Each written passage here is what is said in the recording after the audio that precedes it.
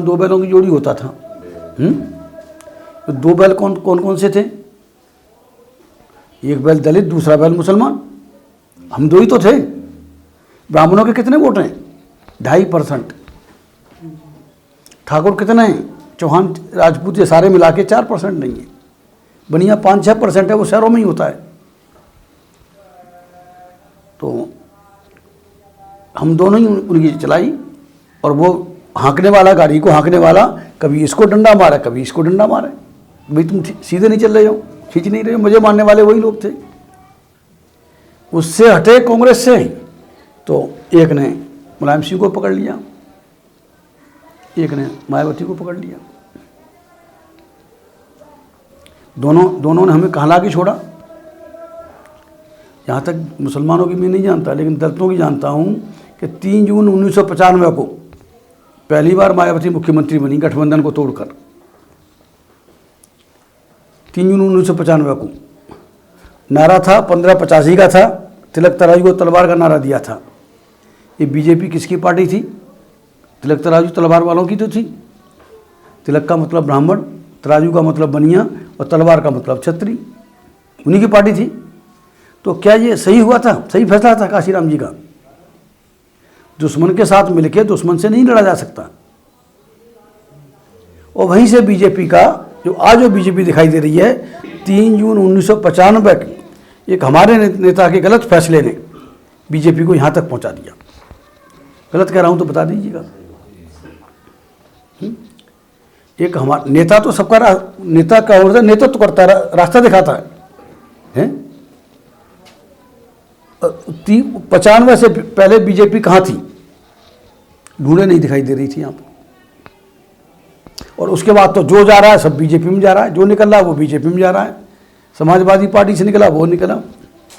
और रही बात मुलायम सिंह की, मुलायम सिंह ने आज तक बता दें ऐसा बाकी के लिए छोड़ दिए, यादवों की छोड़ के, किसी के लिए कुछ किया हो तो बताओ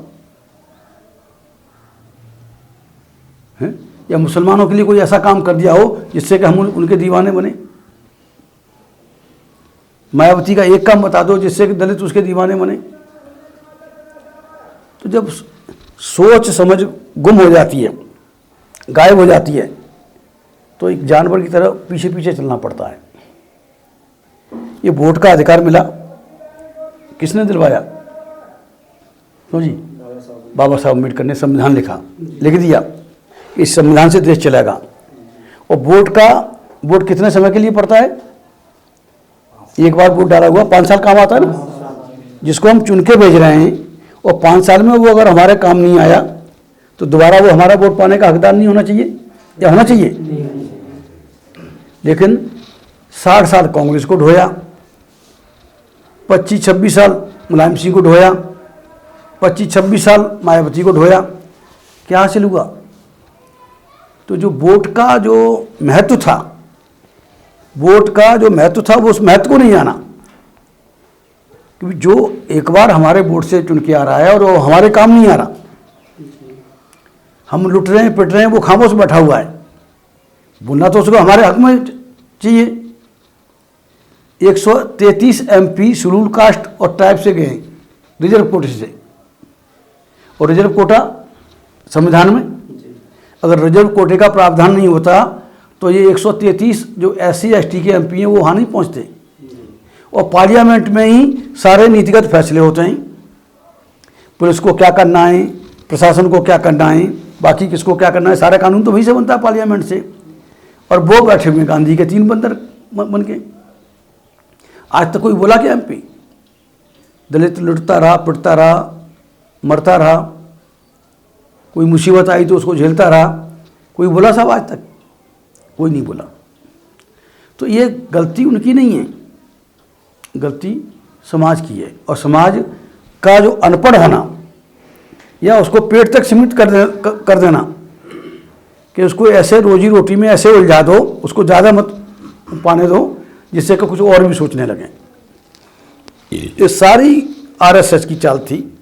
कांग्रेस के जरिए पर उन्होंने लागू किया, अब बीजेपी के जरिए खुल्लम खुल्ला लागू कर रहे हैं। सारी फसाद की जड़ वही है। इल्ज़ाम हमारे ऊपर आता है, फसाद वही करते हैं।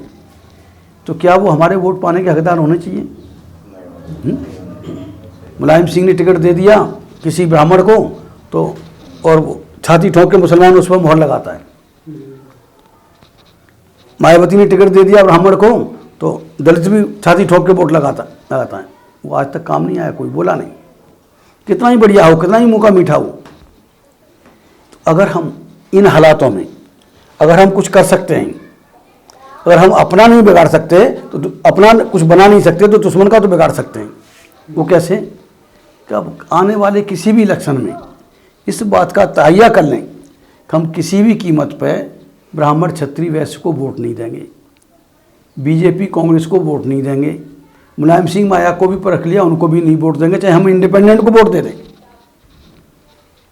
समझ रहे हैं? ये करना पड़ेगा फैसला। आज रिजर्वेशन खत्म हो गया, नौकरी नहीं मिलेगी बच्चों को। ये पढ़े लिखे बच्चे क्या करेंगे? चोरी चकारी करेंगे, हैं? करेंगे कि नहीं करेंगे? और फिर उनकी गर्दन उन्हीं के शिकंजे में जाएगी। पूरा प्रशासन उनका भरा हुआ है।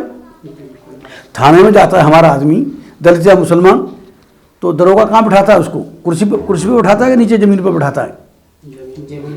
ज़मीन पर बिठाता है। और ये ऊपर वाले तीनों जाते हैं, ब्राह्मण जाएगा, बनिया जाएगा, और ये कोई ठाकुर जाएगा, चौहान जाएगा, उनको आज भी कुर्सी दी जाती है वहाँ पे। तो इतनी बात समझ में नहीं आई आप लोगों के में, ऐसा क्यों हो रहा है? कांग्रेस ने पूरा भर दिया। जिनकी आबादी 2.5% है, वो 78% नौकरियों पर काबिज है ब्राह्मण। उसके बाद बची तो ठाकुरों को दे दी, कास्ट को दे दी। बनिया बहुत कम करता है, बड़ी नौकरी करेगा, और नहीं तो अपना छोटा मोटा कारोबार करेगा वो। तो ये निश्चित हमें हो गया कि भाई हमारा दुश्मन कौन है, जो हमें यहाँ जीने नहीं देना चाहता, सुकून से रहने नहीं देना चाहता। यही ऊंची जात का हिंदू है साहब। इसने हमें 5000 सालों से मारा है। तो और वही हमारा मुसलमान यहाँ कोई अरब, ईरान, अफगानिस्तान से नहीं आए। ये कहाँ के हैं? यहीं के कदीमी बासिंदे हैं। मुसलमान कौन बना यहाँ पे? क्यों साहब? मुसलमान कौन बने यहाँ पे? 712 से पहले यहाँ मुसलमान नहीं थे, इस्लाम नहीं था इस मुल्क में। तो मुसलमान कौन बना? जो परेशान था वही बना। जो हिंदू रह के उसके ऊपर जुल्म हो रहा था, तो वही तो ज़्यादातर, जो जितना पसमानदा तबका था वही तो मुसलमान बना। 96% पसमानदा तबके से मुसलमान बने और 4% ऊंची जातियों से बने। तो हम सब आप एक ही हैं, लेकिन एक होने के लिए हम तो तैयार हैं, लेकिन ये नेता एक नहीं होने दे रहे। कोई कांग्रेस की तरफ खींच रहा है, कोई सपा की तरफ खींच रहा है, कोई बसपा की तरफ खींच रहा है, और कुछ तो अब बीजेपी की तरफ भी खींच रहे हैं। जो बीजेपी में मुसलमान हैं उन्हें क्या कहेंगे आप? हैं? तो उन्हें मुसलमान कहेंगे क्या? जो मुसलमानों पर जुल्म करने वाली पार्टी है, जमात है, और उसके साथ कोई खड़ा हो गया, आपका भाई है, और दुश्मन के उसमें सेना में भर्ती हो गया, तो वो आदमी हमारा होगा क्या? उसे हम अपना कहेंगे? तो ये सोचने की समझने की बात है। और आपस में जैसे यहाँ बैठे 4 आदमी बैठ के, अगर हम गांव-गांव जाके, मोहल्ले में जाके ये मशवरा अभी से शुरू कर दें, तो 2022 में इस सूबे को बचा सकते हैं हम इनसे, शैतानों से।